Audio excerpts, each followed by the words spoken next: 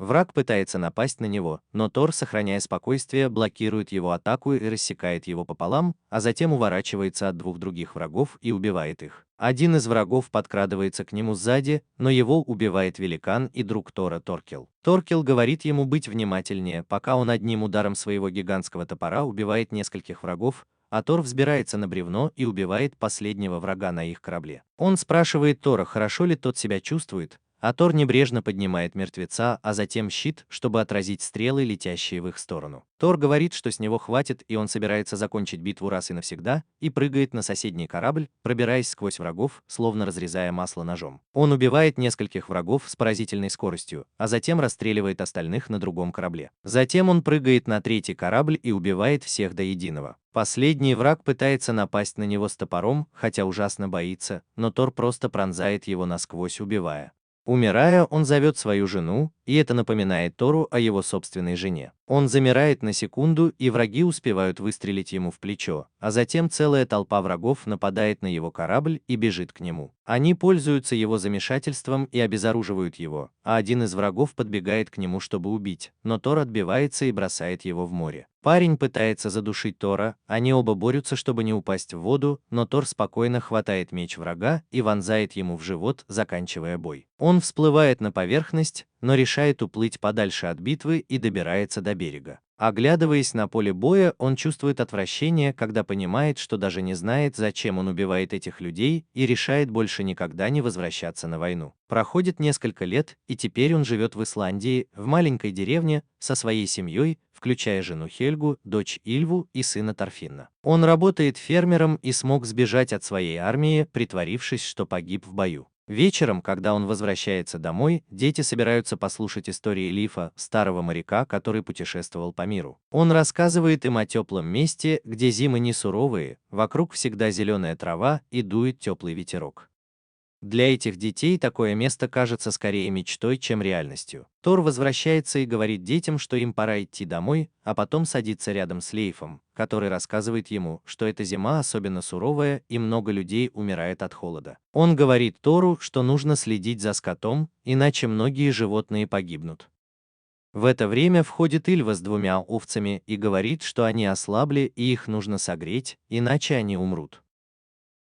Тор благодарит ее и отправляет спать, а сам обсуждает меры предосторожности, которые нужно принять в деревне, чтобы защитить себя в это трудное время. На следующее утро Ильва и Тор расчищают снег перед хижиной. Ильва жалуется, что слишком много работает и вдруг падает. К счастью, она падает на кучу снега, поэтому ничего не ломает, но вдруг понимает, что под снегом кто-то есть. Она начинает копать как сумасшедшая и откопывает изможденного мужчину в рваной одежде со сломанной цепью на шее. Тор быстро подбегает, берет мужчину на руки и несет в дом. Он говорит жене, чтобы она согрела воды, а дочь приносит толстое меховое одеяло, чтобы укрыть мужчину. Он разводит огонь и начинает делать искусственное дыхание, пока жена моет мужчине ноги теплой водой. Илва выглядит напуганной, но говорит отцу, что нет смысла возиться с этим рабом, потому что он уже мертв, его тело совсем холодное, но Торс настаивает. И в конце концов раб начинает кашлять, а Торс кричит на дочь, чтобы она разожгла огонь посильнее. Он быстро спрашивает раба, как его зовут и откуда он родом, но тот слишком слаб, чтобы ответить, и только бормочет что-то в ответ. Через некоторое время раб говорит, что сбежал из дома Хафтона, который является главой деревни за горой, и Илва пугается, говоря отцу, что они должны немедленно вернуть раба, потому что держать его у себя преступление. Но Торс не слушает ее и спрашивает, почему он сбежал. Раб показывает шрамы на груди и говорит, что его пытали в том доме, и он решил сбежать, но ему некуда было идти, поэтому он оказался здесь. Он снова теряет сознание, а один из жителей деревни бежит в дом Торса и говорит, что Хелфин прибыл в их порт с небольшим отрядом и, похоже, настроен на драку. Он умоляет Торса прийти немедленно, и Торс говорит рабу не засыпать, потому что если он уснет, то может больше не проснуться. На пристани Лист преграждает путь Хелфину, задавая ему разные вопросы, а тот показывает им разорванную цепь и отвечает, что один из его рабов сбежал и пришел в эту деревню. И он здесь только для того, чтобы забрать свое. Один из молодых викингов из деревни хватает свой меч и говорит им, что они не могут просто так ворваться в деревню, не предупредив их заранее. В это время один из людей Хаутона узнает этого парня, потому что они уже дрались раньше, и в той драке он потерял руку. Мужчина выходит вперед и начинает оскорблять его, и они оба готовы драться. Лив говорит им, что они не могут драться, это против правил, но мужчина говорит, что ему плевать на правила. Это злит Хоутона, и он использует свою цепь, чтобы обезоружить мужчину, говоря, что они должны следовать правилам и неважно, на чьей они стороне. Он обматывает цепь вокруг его головы и оттягивает ее назад, навсегда изуродовав мужчину. Это всех пугает, и они пропускают его в дом Тора. Он говорит Тору, что раб, которого он держит, принадлежит ему, и он пришел забрать его. Гильда пытается поговорить с ним, говорит Халфину, что они просто пытались сохранить жизнь рабу, но Торс просто спрашивает, сколько он заплатил за раба. Хоутон отвечает, что заплатил за него 2 овцы, и Торс просто отвечает, что даст ему 3 овцы. Хоутон говорит, что рад такому предложению, но ему нужно вернуть раба и пытать его на глазах у остальных, чтобы они не повторяли его ошибку. Торис, однако, встает и показывает, какой Финн высокий и сильный, хотя в нем всего 180 сантиметров. Наверное, в то время люди были ниже ростом. Он рассказывает, как Финн предложил ему 4 овец за этого человека, но Хоутон ответил, что хочет 8. Торс, даже не раздумывая, согласился и купил у него раба. Хоутон, кажется, был доволен сделкой и вернулся на свой корабль. К сожалению, раб умер через пару часов, и вечером Торс устроил ему похороны вместе со своей семьей. А его дочь назвала его идиотом за то, что он заплатил 8 овец за мертвого раба. Торса, однако, это не особо беспокоит, и он просто оплакивает бедолагу, прежде чем вернуться домой. На следующий день, когда Торс пытался починить горшок, но у него ничего не получалось, к нему подбежал Тарфин и закричал, что к их деревне приближается огромный военный корабль. Торс спросил, что случилось, и Тарфин ответил, что они с Лейфом видели, как к ним приближается огромный корабль с викингами в богато украшенных доспехах и с гигантским флагом.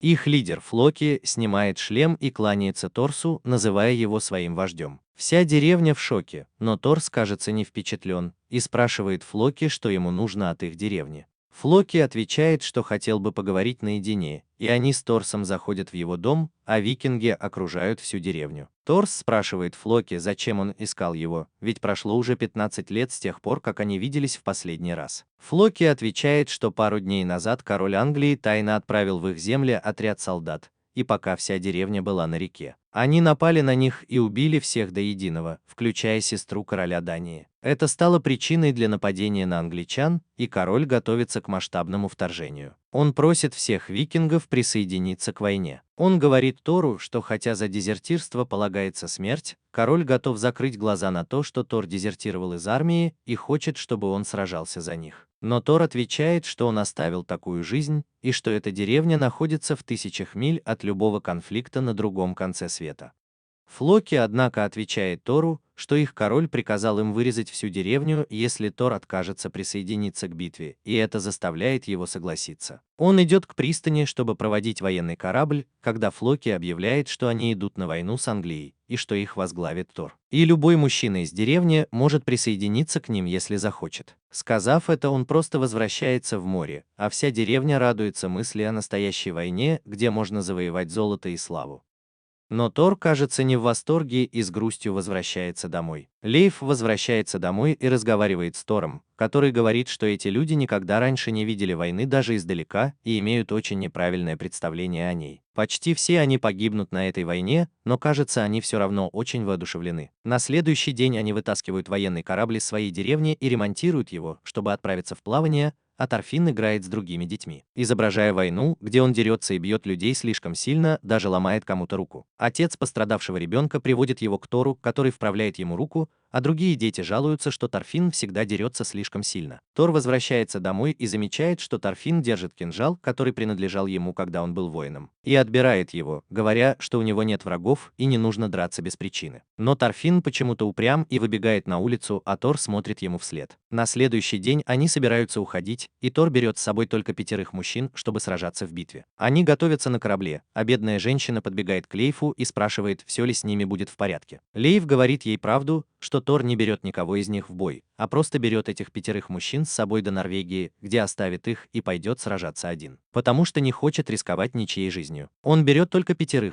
потому что корабль Ли может вместить только 5 человек, чтобы доставить их обратно на материк. Девушка, кажется, успокоилась и убежала, а Тор оглядывается и кричит Торфинну, которого нигде не видно. Он понимает, что уже слишком поздно, и просит жену присмотреть за Торфинном, а сам садится в лодку и хватает самое большое весло, какое я когда-либо видел. Все 5 мужчин гребут с одной стороны, а Тор один с огромным веслом, и все в шоке, когда он начинает грести, потому что он сильнее всех 5 вместе взятых. Они плывут глубоко в океан, где наконец-то могут немного отдохнуть, потому что ветер утих, и Тор ставит мачту, а остальные лежат на полу, уставшие и больные, потому что у них болят руки от гребли. Тор говорит одному из парней, чтобы тот не волновался, потому что теперь ветер сам донесет их туда, куда они хотят, и теперь они даже не могут повернуть назад. Услышав это, Торфин выпрыгивает из бочки, шокируя всех, включая своего отца, и бежит к краю, чтобы пописать. Тор хватает его и дает ему самую сильную оплеуху в жизни, но наконец наступает ночь, и он засыпает у него на коленях. Он и еще один парень дежурит ночью, пока все спят, и когда наступает рассвет, Лист кричит им, что они приближаются к острову, где можно немного отдохнуть. И все начинают грести, когда они заходят в бухту. Проплывая через бухту, Лист останавливается, потому что чувствует, что что-то не так. Тор спрашивает его, все ли в порядке, но он отвечает, что чувствует, что что-то не так. Тор осматривает ущелье и видит высокие стены, понимая, что если что-то пойдет не так, они окажутся в ловушке. Он говорит Ли, что у него тоже плохое предчувствие, и им нужно отступить. Ли соглашается с ним, и они начинают отходить, но вдруг сверху на них начинает сыпаться куча камней,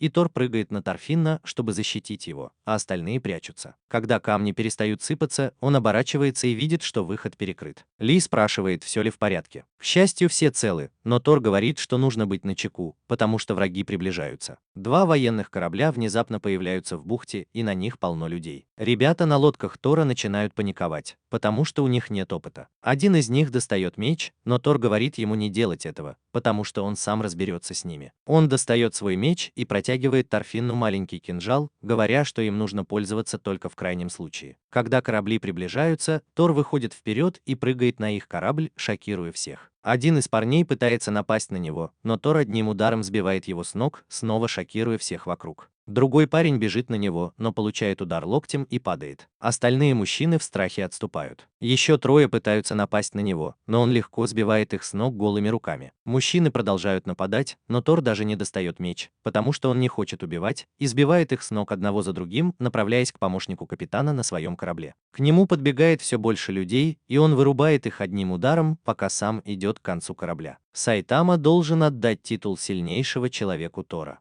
Они снова нападают на него с топорами и мечами, но он просто ломает одному из них руку, бьет локтем в лицо и швыряет в воду. Но при этом бросает весло в их сторону, как джентльмен, чтобы они не утонули. Еще один парень подбегает к нему и получает удар, от которого все на корабле в ужасе. Их заместитель командира по имени Йорн, который перед этим съел грибов, совсем обезумел и начал крушить своих людей, избивая их до полусмерти и даже душил некоторых. Он начал бить кулаками по палубе, и его попытались удержать, чтобы он не разрушил корабль. Но этот огромный мужик продолжал бить всех подряд, нанося им серьезные травмы, и в итоге все его люди испугались и спрыгнули с корабля, чтобы спастись.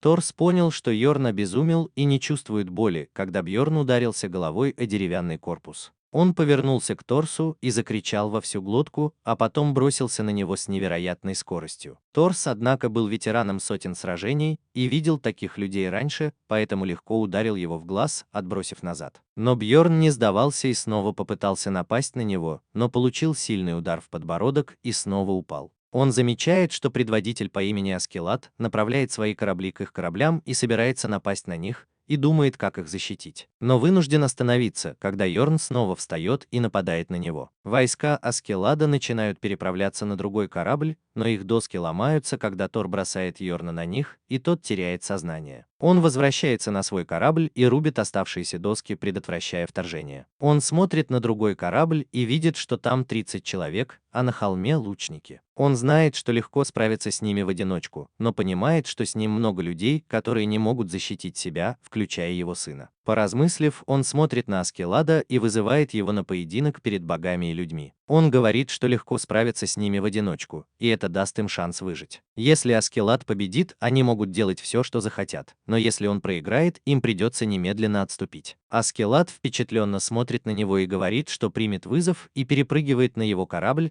вставая перед ним и обнажая меч. Тор спрашивает, зачем он рискует жизнями своих людей, чтобы взять в плен двух стариков и кучку мальчишек. Аскелад отвечает, что дело не в том, чтобы взять рабов, а в том, что ему заплатили за убийство Тора. Это немного шокирует его, но он сразу понимает, что это должно быть дело рук Флоки, который слишком боится встретиться с ним лицом к лицу, поэтому послал наемников убить его. Тор говорит ему, что это уже не важно, и начинается поединок. Он идет к Аскеладу с мечом наготове, что удивляет Аскелада, который думает, что Тор либо слишком самоуверен, либо невероятно опытен и искусен в таких поединках, где на кону стоит его жизнь. Аскелад, однако, очень хитрый боец и перерубает одну из веревок, из-за чего парус падает прямо перед ним, закрывая обзор Тору. Как только парус падает, Аскелад исчезает из поля зрения Тора и прячется под ним, чтобы закончить бой одним ударом меча.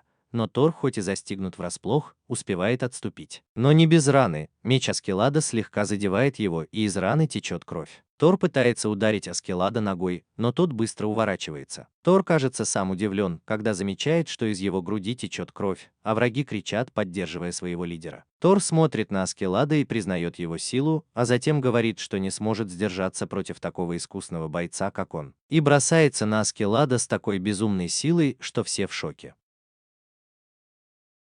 Он продолжает наносить удары, а Аскелад пытается устоять на ногах, и в какой-то момент Тор наносит такой мощный удар, что Аскелад чуть не падает, но быстро уворачивается и приземляется на ноги. Тор снова не дает Аскеладу времени прийти в себя и снова нападает, но Аскелад уворачивается, а Тор продолжает наносить удары, пока Аскелад лежит на земле. Он наносит еще несколько ударов, и Аскелад понимает, что его меч ломается и крошится на куски. И если так будет продолжаться, то оба меча сломаются, и все будет зависеть от того, кто сломает меч первым. Аскелад ждет подходящего момента, и как только Тор заносит меч для удара, Аскелад переходит в наступление и бьет по мечу Тора, полностью его разрушая. Думая, что он победил, Тор замахивается, чтобы закончить поединок, но оказывается, что Тор знал, что делает, и намеренно позволил Аскеладу сломать свой меч, чтобы вывести его из равновесия. Как только Аскелад поднимает свой меч, Тор бьет его по локтю, обезоруживая, и приставляет свой меч к его горлу, заканчивая поединок. Торфин и остальные радуются победе Тора, а он приказывает Аскеладу сдаться и отвести войска. Но Аскелад стоит на своем и заявляет, что он ни за что не сдастся, потому что за ним его войска, а тот, кто преклоняет колени перед кем-то другим, не может быть лидером. Аскелад смотрит на Тора и говорит, что если тот хочет победить в поединке, то должен убить его, но Тор отказывается, утверждая, что не станет никого убивать мечом. Ведь настоящему воину меч вообще не нужен, и тот факт, что он использовал меч против Аскелада, означает, что он не настоящий воин. Аскелад ошеломлен этим и смотрит Тору прямо в глаза, говоря, что он лучший воин, с которым ему доводилось скрещивать мечи, и, к его удивлению, просит его стать их лидером. Потому что они вряд ли когда-нибудь еще увидят такого человека. Вся его команда в шоке наблюдает, как их лидер готов отказаться от своего лидерства ради Тора. Но вскоре он приходит в себя. Он говорит всем, что это была шутка,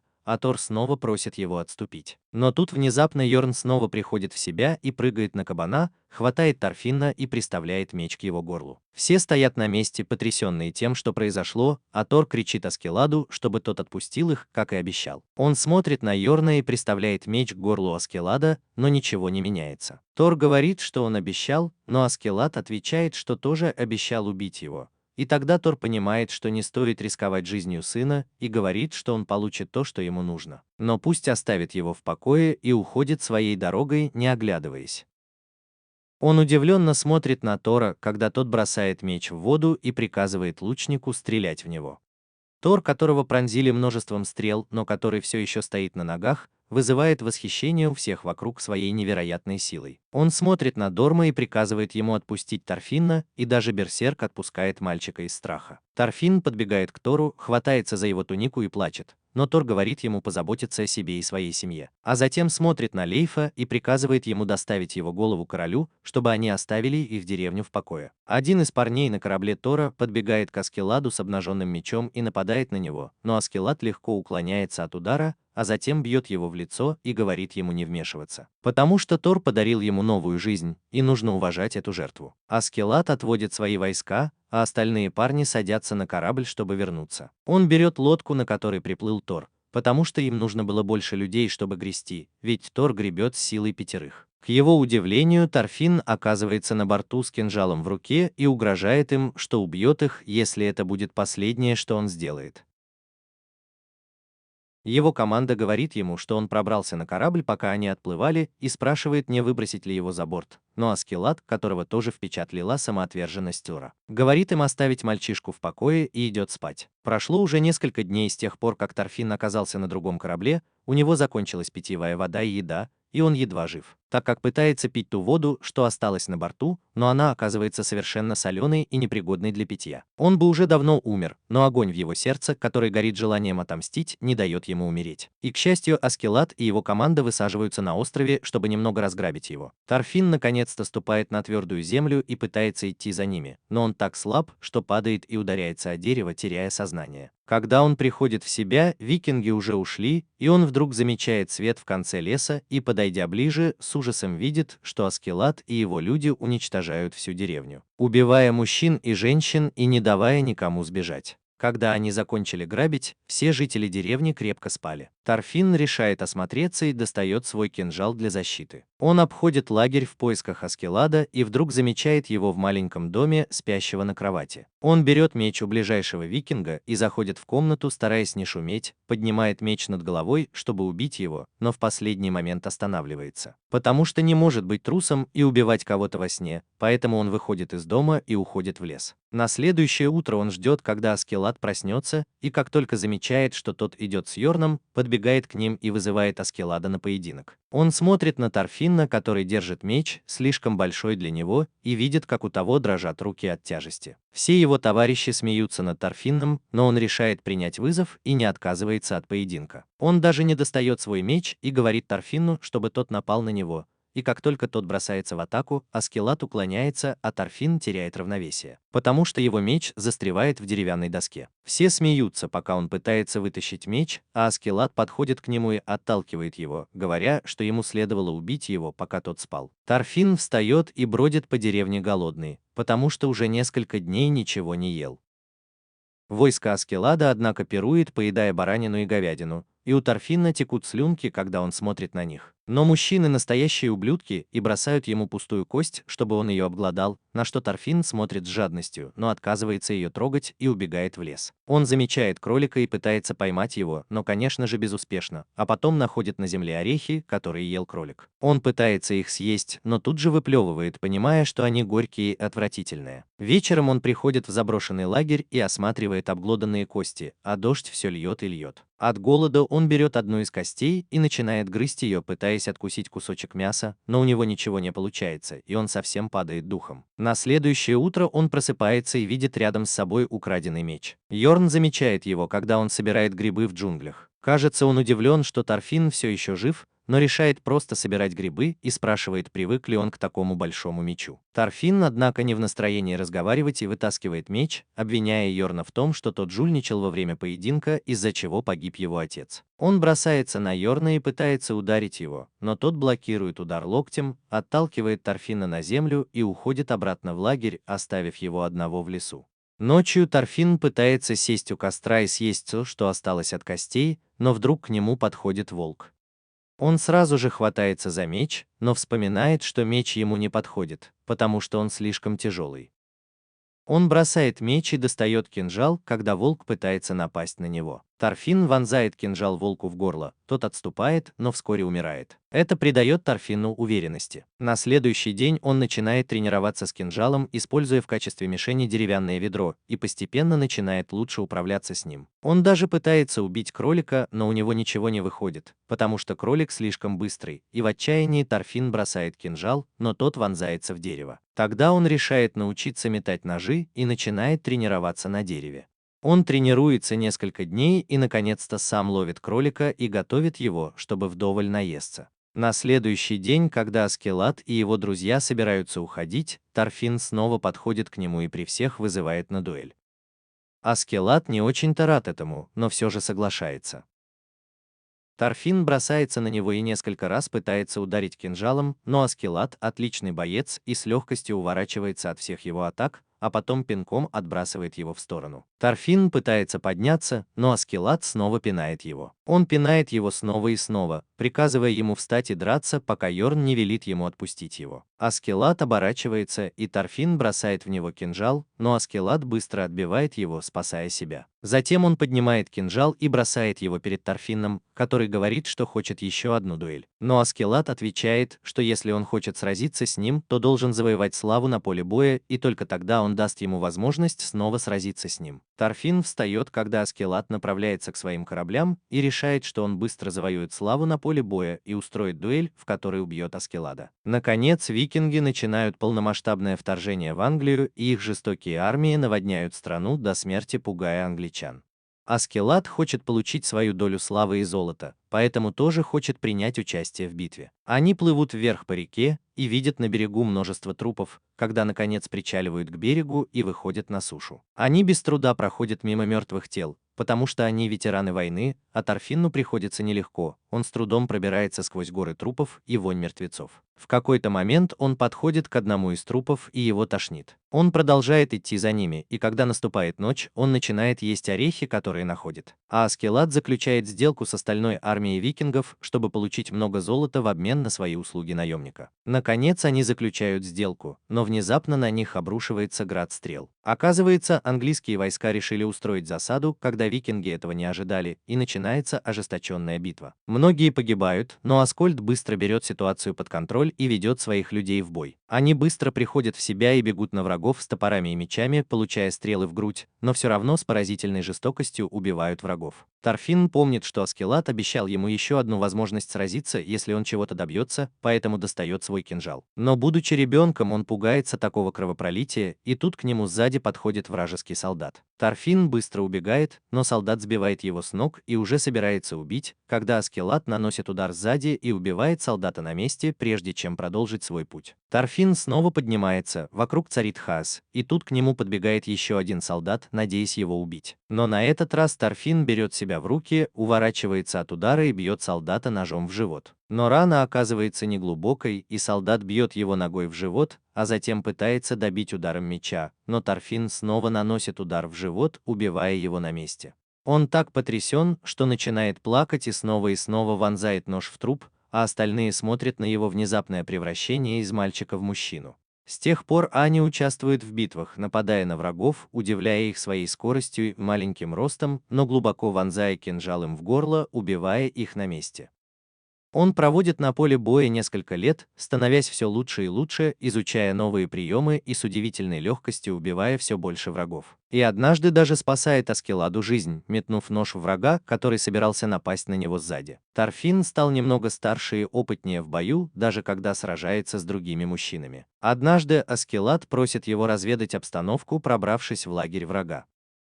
В конце концов он понимает, что все идет не по плану, и его окружают солдаты с собаками. Он убивает одного из них, но двое других окружают его, и один из них прижимает его к земле, а другой готовится нанести удар. Но Торфин быстро выхватывает кинжал у врага и вонзает ему в горло, а затем уклоняется от атаки второго и убивает его. Он решает бежать, но внезапно появляются еще двое солдат, и ему приходится сражаться с ними и убить их. Когда он убегает, в него попадает стрела, а собаки преследуют его вместе с солдатами.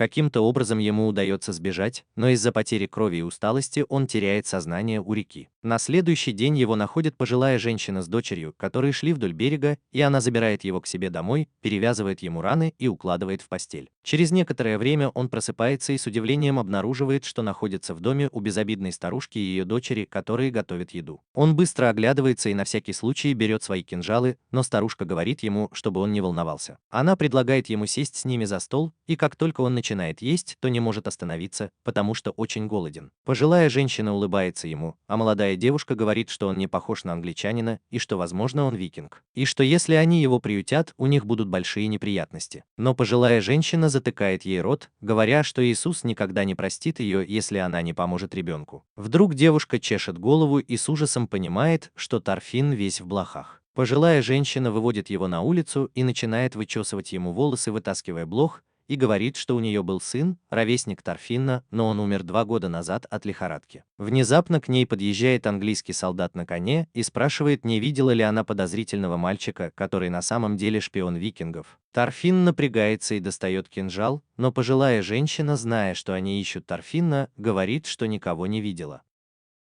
Солдат спрашивает, кто этот мальчик, и она отвечает, что это ее сын. Солдат уезжает, и они возвращаются в хижину. Маг падает, и девушка возмущается, что ее мать защищает викинга-разведчика и лжет солдату, а пожилая женщина говорит, что мальчик просто ребенок. Торфин подходит к огню и берет факел, а потом говорит пожилой женщине, чтобы она убегала. Не говоря ни слова, он бежит к морю и поджигает хижину, подавая сигнал Аскеладу, что поблизости нет солдат. Многие жители деревни бегут к пожару, чтобы посмотреть, что происходит, а некоторые стражники пытаются потушить огонь. Но один из них оказывается тем самым солдатом, который ищет Торфинна, и, узнав его, выхватывает меч. Торфин убивает 3 солдат, пока остальные в ужасе наблюдают за происходящим, в том числе и старушка, которая его приютила. Последний солдат пытается напасть, но Торфин уклоняется и дважды наносит ему удары в спину и в грудь, убивая его на месте. Он смотрит на старушку и кричит, чтобы она убегала, говоря, что она погибнет, если останется здесь, а остальные жители деревни разбегаются. Старушка просто плачет, когда викинги наконец высаживаются на берег и начинают грабить деревню, убивая всех, кого могут достать, и сжигая все дотла.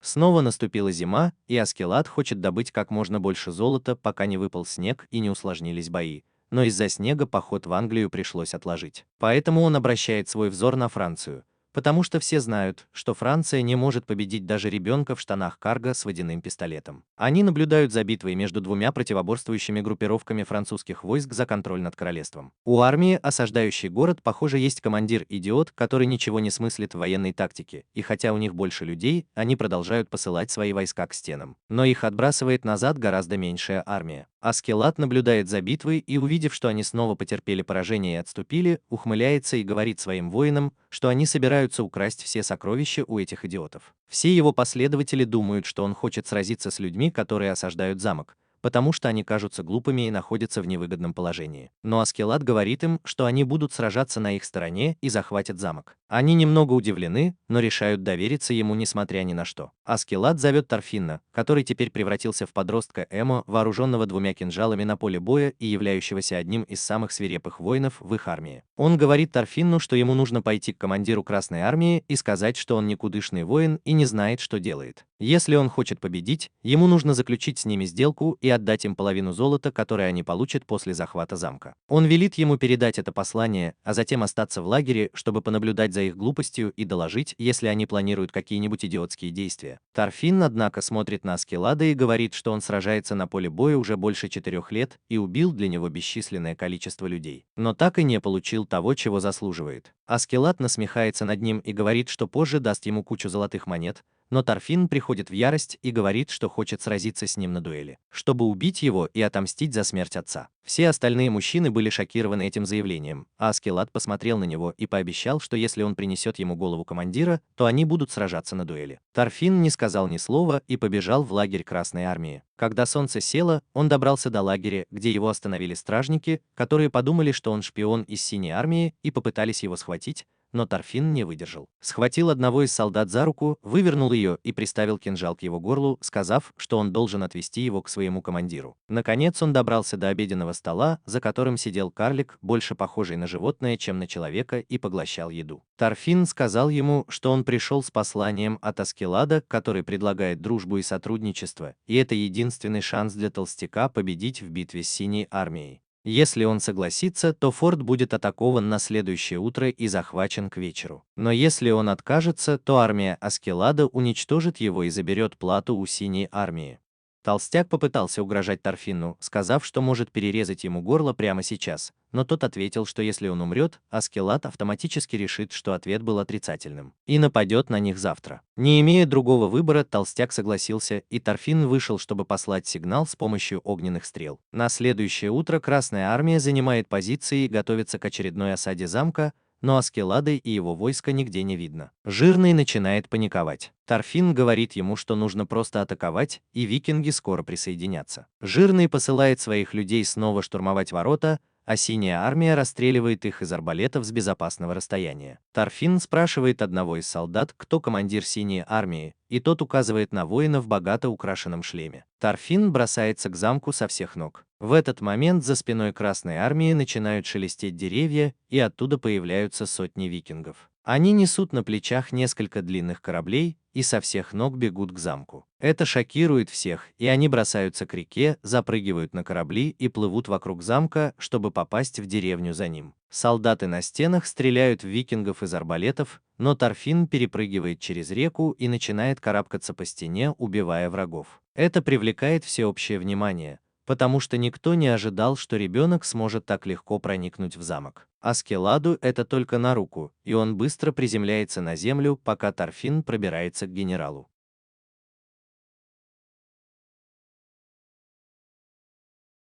Один из солдат пытается напасть на него, но Торфин перерезает ему пальцы кинжалом, хватает меч и изображает Зора. Все солдаты достают мечи, но они ничего не могут сделать, когда Торфин пробивается к генералу, убивая всех, кто осмеливается встать у него на пути. А затем, увернувшись от остальных солдат, направляется прямо к генералу. Генерал не успевает даже вытащить меч, как Торфин над ним быстрым ударом обезглавливает его, мгновенно обрывая его жизнь. Голова, однако, падает в воду, и Торфин хочет показать ее Аскеладу, поэтому сам прыгает в воду, чтобы достать ее, чем приводит врагов в замешательство. Аскелад с другой стороны приземляется на землю и начинает уничтожать солдат противника вместе со своей армией, и хотя они посылают подкрепление, оно ничего не может сделать против его войск, которые уничтожают и грабят все, что попадается им под руку. К тому времени, когда командир Красной армии прорывается через входную дверь, они замечают, что все враги убиты. И с ужасом узнают, что викинги забрали все золото, которое смогли найти, и уплыли. Торфин, наконец, хватает длинную лодку и выходит из воды, бросая голову генерала перед Аскеладом и говоря, что теперь они будут сражаться, потому что он добыл голову генерала. И, как и обещал, Аскелад соглашается на поединок, но они будут сражаться на твердой земле, а не на лодке. Наконец, они добираются до деревни, где живут Аскелад и его компания, и она все еще кажется достаточно плодородной, чтобы там могли пастись овцы. Как только их лодки причаливают к берегу, все жители деревни собираются, чтобы поприветствовать героев, которые одержали множество побед и привезли трофеи со всего мира. Они выгружают все сокровища на берег, и Торфин просто проходит мимо каждого жителя, даже не замечая молодого парня, который сразу же просит у него прощения. Но одного взгляда Торфина хватило, чтобы тот отступил. Аскелад подходит к старости деревни, чтобы обсудить раздел денег и другие вопросы, а затем просит его быть свидетелем их поединка. Наконец они выходят на поле, где их окружает толпа, и Аскелад с Торфином встают друг напротив друга. Все жители деревни потрясены, увидев, что маленький мальчик вызывает на поединок непобедимого Аскелада, и уверены, что он погибнет. Но Бьорн внимательно наблюдает за ними, зная, что Торфин стал намного сильнее. Начинается бой, и Аскелад пытается отвлечь Торфина, спрашивая, сколько ему сейчас лет и вырос ли он. Торфин не отвечает. Тогда Аскелад говорит, что был совсем маленьким, когда ходил за ними по пятам, но Торфин понимает его хитрость и сразу же бросается в атаку, целясь в шею. Но Аскелад вовремя уворачивается, чтобы спастись.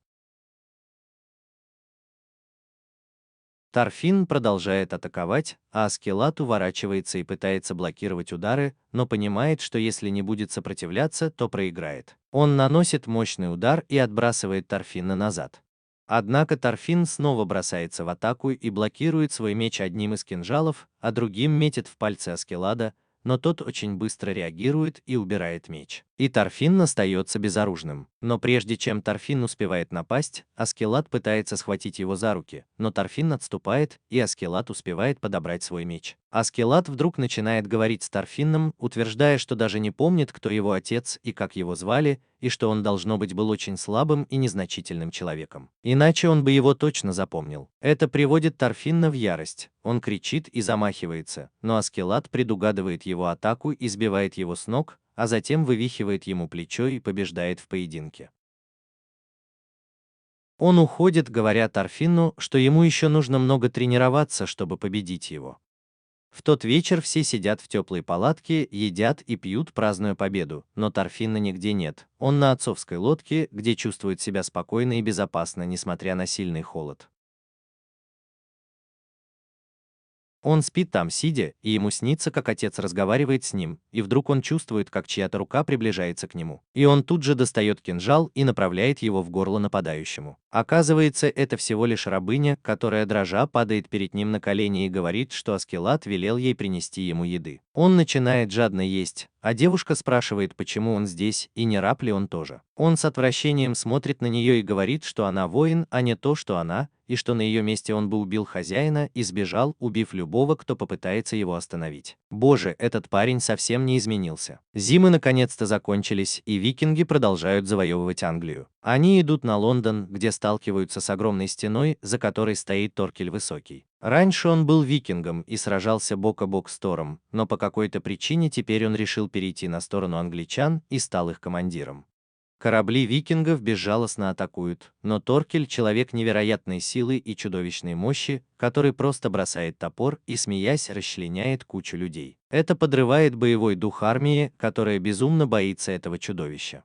Учитывая потери, которые они несут, Флоки решает поговорить с Торкелем, который, как он считает, работает на англичан за деньги. Поэтому он подплывает к мосту, где его сразу же начинают обстреливать лучники, а он кричит им, что пришел с посланием. Наконец появляется Торкель и приказывает лучникам прекратить стрелять, а потом приветствует Флоки как старого друга. Флоки говорит ему, что король Дании хочет, чтобы он перешел на сторону англичан и присоединился к их армии, и тогда ему простят предательство викингов, и он сможет жить и прославиться. Но если он откажется, то его убьют без всякой жалости. Он говорит, что король Дании готов заплатить ему вдвое больше, чем король Англии. Торкель на мгновение задумывается, но потом отвечает, что Англия очень слаба по сравнению с викингами, и если оставить их в покое, то они проиграют войну за пару дней.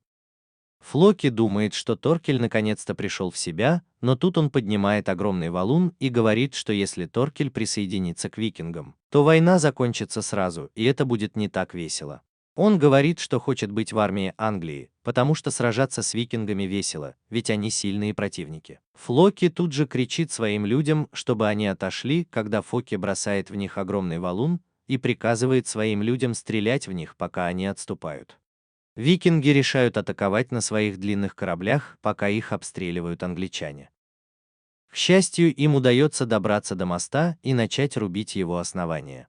Они бросают камни, но викинги очень упорные и продолжают рубить мост, не обращая внимания на атаки. Однако Торкель не тот человек, которого можно игнорировать. Он вытаскивает из воды бревно с заостренным концом и бросает его на корабль, полностью его разрушая. Он начинает бросать одно бревно за другим, и к тому времени, как он заканчивает, все корабли уничтожены, все солдаты убиты, а оставшиеся в живых англичане отступают. Англичане радуются, думая, что наконец-то победили, но вдруг замечают, что к Оселю, его войску и Торфинну на корабле приближается длинный корабль с поднятым щитом. Осел приказал Торфинну убить Торкела и пообещал, что если он это сделает, то получит награду в виде поединка. Враги тут же начинают бросать камни и стрелять из луков, но Аскелат подплывает достаточно близко, чтобы Торфин смог спрыгнуть. Торкель сразу замечает, что Торфин голоден, и кричит остальным солдатам, чтобы они его не трогали и что он будет сражаться с ним один на один. Торфин прыгает на мост, когда Торкель пытается ударить его своим гигантским бревном, но Торфин уворачивается от удара, а Торкель пытается ударить его снова и снова. Но из-за своего маленького роста Торфин каждый раз уворачивается. Торкель смотрит на него и широко улыбается, а потом бросает бревно в воду и говорит, что будет сражаться с ним голыми руками один на один. Это удивляет Торфинна, но он продолжает атаковать, только чтобы увидеть мощный удар, летящий в его сторону с огромной скоростью, который ему каким-то образом удается отразить. Уклоняйся, понимая, что если он хотя бы раз получит такой удар, то скорее всего умрет от удара. Однако прежде чем Торкель успевает отступить, Торфин успевает нанести удар по запястью, но из-за его выпуклых мышц порез недостаточно глубокий, чтобы повредить жизненно важные вены. Торкель становится еще счастливее и бросается вперед с градом ударов, в то время как Торфин едва успевает увернуться от них, прежде чем перейти в контратаку. Но Торкель отступает и уклоняется в сторону. Торфин понимает, что все его слабые места расположены слишком высоко и что ему нужно обмануть его. Поэтому он бежит к нему, имитируя атаку снизу, заставляя Торкела ударить его ногой. Но он уклоняется от удара и наносит удар сзади по ноге, отчего тот теряет равновесие и сразу же пытается ударить его в лицо. Но к его удивлению, Торкел использует свою руку как щит и принимает удар на себя, прежде чем повалить его на землю. Он начинает бить его снова и снова, в то время как Аскелат смотрит на него снизу и решает, что он скорее всего умрет, и отступает со своими людьми. Торкель останавливается, чтобы посмотреть, как они отступают, и говорит Торфинну, что он, кажется, застрял здесь, в то время как он неподвижно лежит у него на руках. Однако, прежде чем он успевает среагировать, Торфинн использует другой клинок, чтобы отрубить ему 2 последних пальца, и освобождается, отступая к стене, сильно раненый. Торкел безумно впечатлен этим мальчиком и спрашивает его, кем был его отец. Торфинн отвечает, что он сын Тора, и это имя тут же всплывает у него в голове,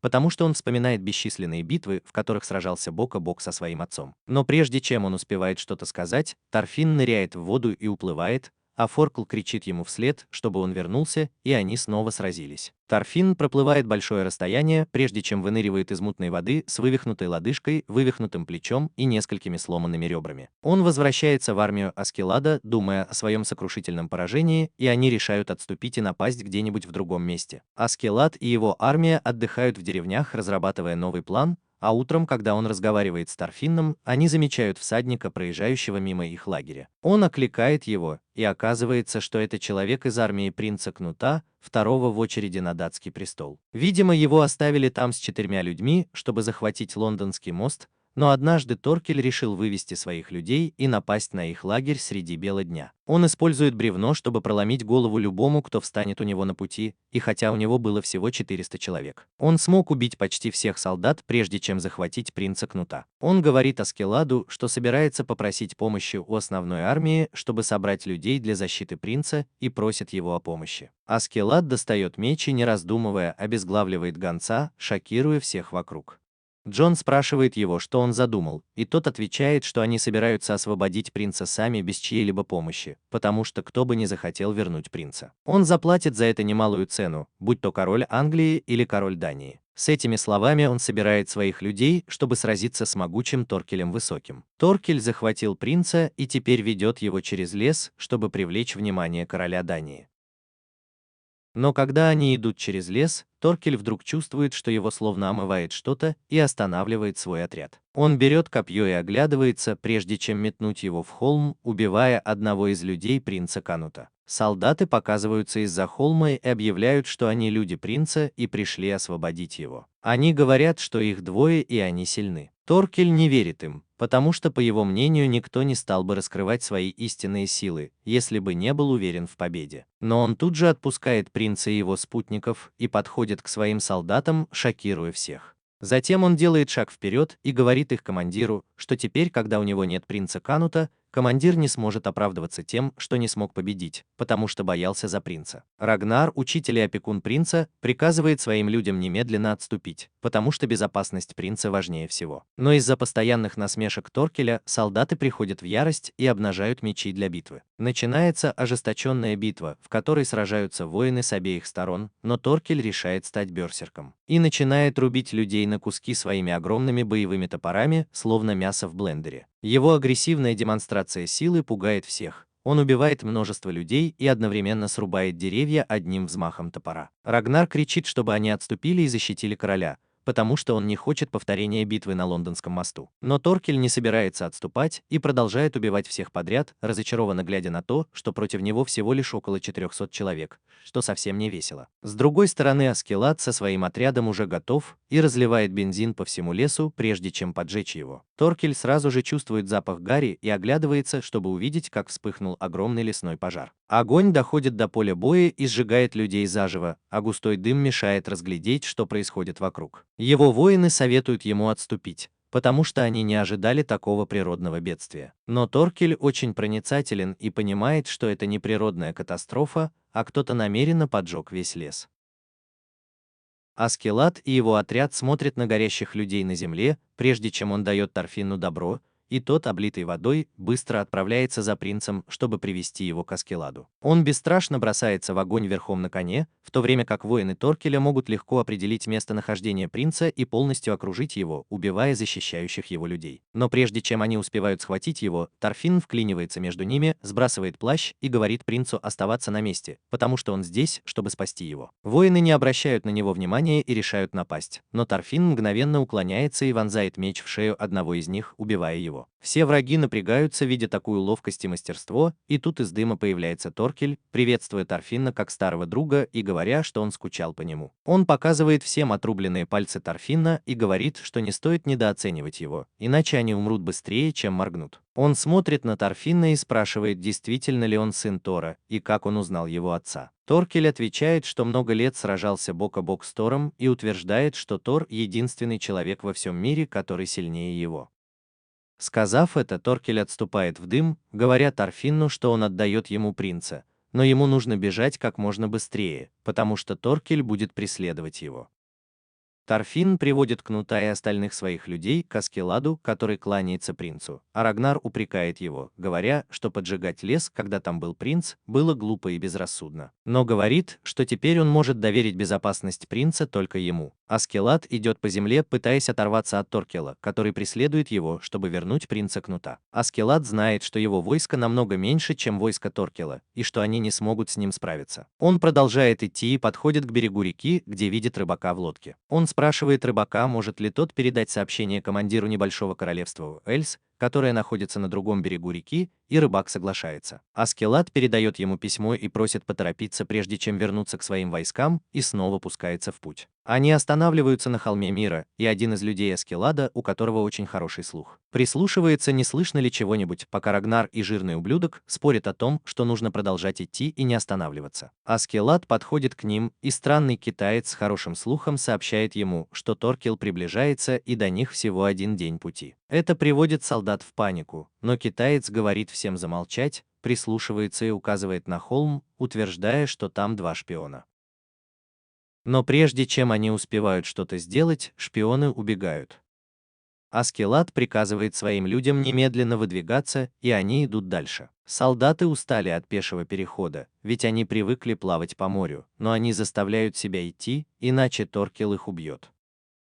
Наступает ночь, и все засыпают от усталости, кроме Аскелада, который решает, что делать дальше. Джон подходит к нему и говорит, что ему тоже нужно отдохнуть, ведь он уже несколько дней на ногах.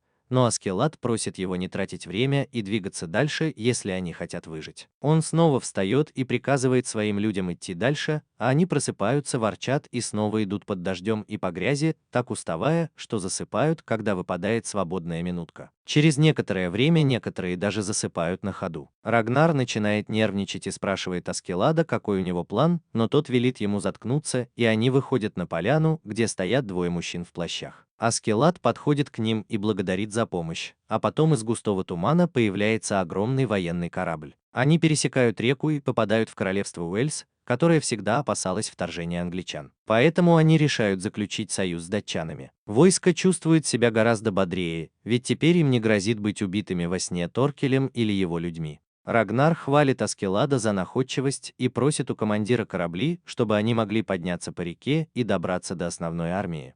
Но Аскелад отказывается, говоря, что Уэльс — маленькое королевство и не может дать им 3 корабля. Он говорит, что они пойдут через королевство, чтобы присоединиться к основной армии, но Рагнар говорит, что для принца слишком опасно идти через Англию. Аскелад назначает Торфинна личным телохранителем Кнута и говорит Рангару, что Торфин — один из лучших бойцов в его отряде и сможет защитить Кнута. Торфин сердито смотрит на Аскелада, а потом говорит, что согласится, если тот пообещает ему еще одну дуэль, когда все закончится. Аскелад соглашается. Торфин смотрит на принца, который больше похож на принцессу, и, испугавшись Торфинна, прячется за Рангара. Командующий Уэльсом подходит к Торфинну, думая, что это следующий принц, но Аскелад указывает на Кнута, которого он принял за жену Торфинна. Он говорит, что Кнут выглядит как слабак, и это злит Рангара, но прежде чем тот успевает что-то сказать, командующий спрашивает Кнута, обещает ли он не вмешиваться в дела Уэльса и не вторгаться туда, когда получит трон в Англии. Кнут прячется за Рангара и что-то шепчет ему на ухо,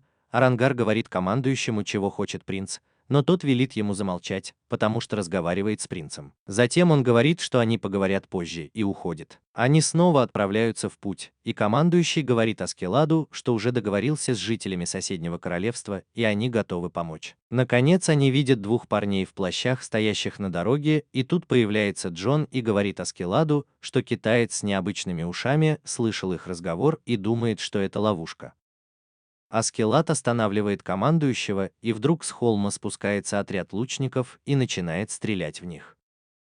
Аскелад получает несколько ударов стрелами, но, к счастью, ему удается спрыгнуть с коня, не получив серьезных ранений. Аскелад кричит своим воинам, чтобы они не отвечали, и смотрит на парня, стоящего перед ним, и спрашивает, чего он хочет. Парень представляется как Асер и говорит, что не может позволить викингам войти в их королевство, и что он убьет их, если они двинутся дальше. Воины Аскелада, кажется, на взводе, но Йорн говорит им, что это всего лишь представление. Если бы они действительно хотели их убить, то сделали бы это сразу, они целились бы в лошадей. По его словам, они делают это только для того, чтобы показать свою силу и попытаться заключить выгодную сделку. Асер кричит, что он захватит их всех, а принцессу Кнут использует как заложницу и щит для переговоров с королем Дании. Услышав это, Аскелад выводит принцессу на передовую, которая выглядит растерянной и не знает, что делать.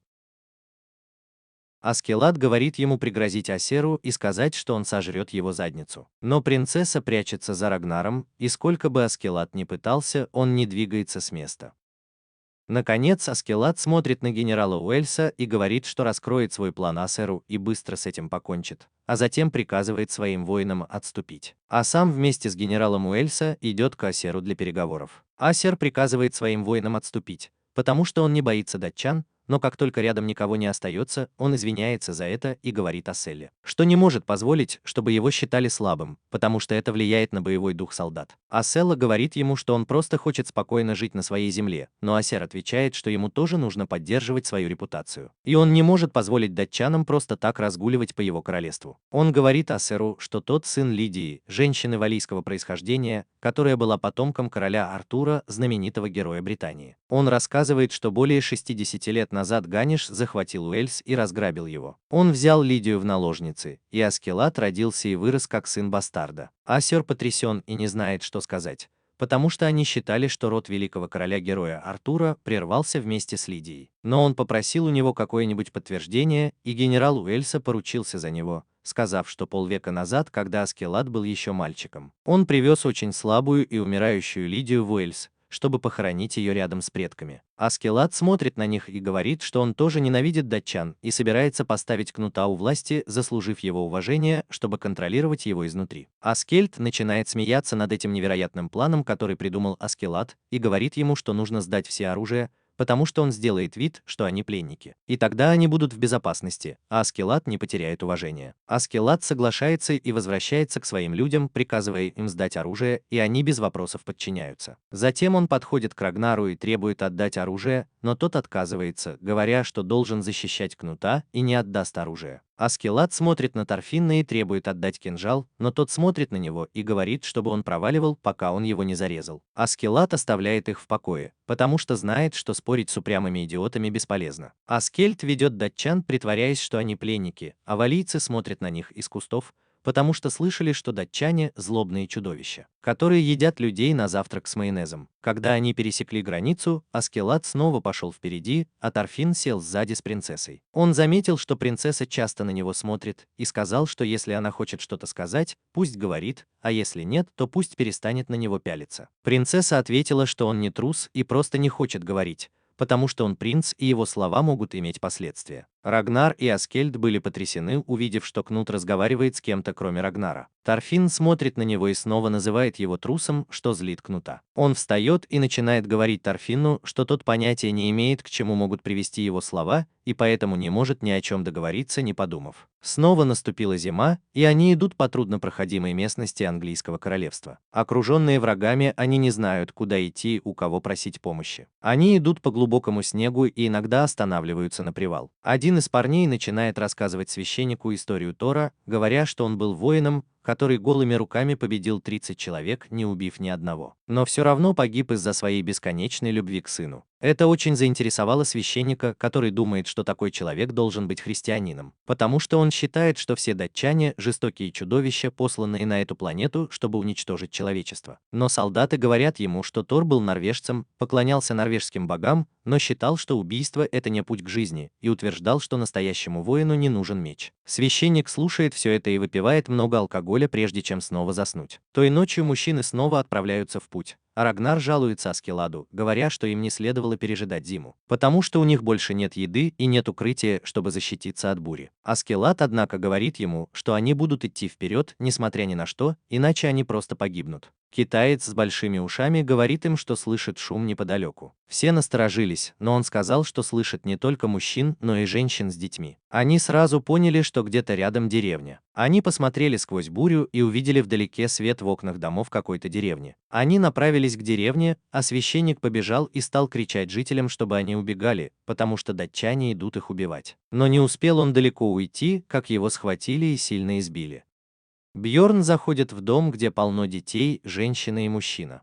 Он подходит к ним и берет одну из мисок, пробует еду. Ему не понравился вкус каши, и он выплевывает ее, а потом бросает еду на пол, чем очень злит женщину. Она встает и говорит, чтобы он не тратил еду зря. Но Бьорн сильный и сразу же бьет женщину, а дети начинают плакать. Ее муж пытается ее поднять, но Бьорн приставляет меч к его лицу и говорит, чтобы он отдал всю еду, если хочет жить. Мужчина так и делает. Войска Аскелада сгоняют всех жителей в кучу и забирают всю еду, а мужчина просит оставить хотя бы половину, чтобы они могли пережить зиму. Но Аскелад говорит, что им больше не придется переживать зиму. Он подходит к священнику, привязанному к дереву, и говорит ему, что если тот еще раз попытается провернуть что-то подобное, то будет убит на месте. Рагнар говорит Аскелю, что не стоит убивать жителей деревни, но тот отвечает, что у них недостаточно еды, чтобы прокормить всех, и если они отпустят их, то враги сразу узнают об их местоположении, поэтому единственный выход — убить их.